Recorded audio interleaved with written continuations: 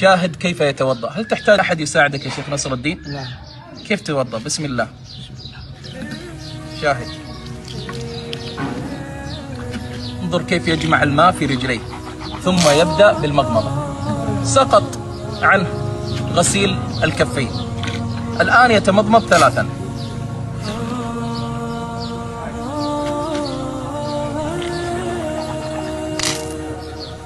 بعدها انظروا كيف يستنشق،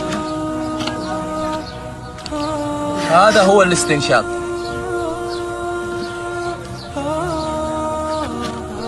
الله أكبر. هل شاهدت كيف يستنشق الماء؟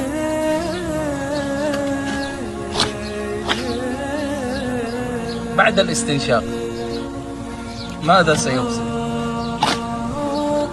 الآن يغسل وجهه، يغسل وجهه.